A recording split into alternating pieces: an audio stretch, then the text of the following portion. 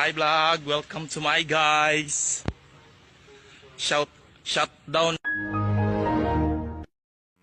Halo, kembali lagi dengan saya Utara Darmasutik. Di sini saya akan kembali sedikit mereview presentasi kelompok 7 minggu kemarin. Yang pertama, polemik Lekra dan Menikebu. Konflik antara Lekra, Lembaga Kebudayaan Rakyat, yang mengusung nilai realisme sosial dengan Menikebu, Manifest Kebudayaan, yang mengusung nilai humanisme universal terus berlanjut, bahkan setelah Lekra dibubarkan. Polemik ini terlihat dalam penolakan 26 sastrawan dan budayawan terhadap pemberian penghargaan Ramson Magsaysay Award kepada Pramudia Anantatur pada tahun 1995. Perbedaan pandangan yang belum terselesaikan ini dianggap membuat kebudayaan Indonesia menjadi tidak sehat dan tidak produktif.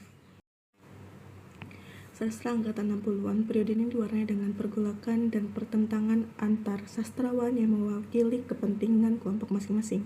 Ideologi yang kuat seperti nasionalisme, agama, dan komunisme pada masa pemerintahan Soekarno sangat mempengaruhi para sastrawan, bahkan merasuk ke dalam karya sastra mereka. Lalu yang kedua, majalah Horizon dan Heboh Sastra. Pada tahun 1966, majalah sastra Horizon terbit dan menjadi kekuatan baru dalam kesusastraan Indonesia. Namun pada tahun 1968 terjadi kontroversi akibat cerpen Langit Makin Mendung.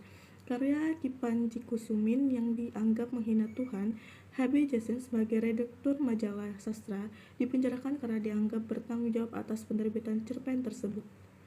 Lalu yang selanjutnya, sastra angkatan 70-an. Periode ini ditandai dengan kesusastraan Indonesia dengan munculnya bentuk-bentuk sastra yang inovatif dan bebas dari konvensi. Pengarang memiliki kebebasan untuk berekspresi dan bereksperimen tanpa batas. Yang pertama, kesusastraan Indonesia yang matang. Lalu yang kedua, munculnya puisi Beling sebagai bentuk eksperimentasi sastra yang diubah oleh sikap nakal dan pemberontakan terhadap kemapanan. Remy Shaldo menjadi pengajur utama puisi ini. Lalu yang selanjutnya, karakteristik sastra angkatan 1960 dan 1970-an. Yang pertama, mengusung konsep humanisme universal dan kebebasan dalam berkarya. Kedua, menolak campur tangan politik dalam dunia sastra. Dan yang ketiga, menekan pada nilai-nilai estetika dan keindahan dalam karya sastra. Lalu yang selanjutnya, tema-tema utama meliputi perjuangan kemanusiaan dan hak asasi manusia, lalu kritik sosial terhadap ketidakadilan dan kekuasaan, keinginan untuk menemukan identitas bangsa pasca kemerdekaan, lalu yang terakhir eksplorasi kehidupan batin dan eksistensialisme.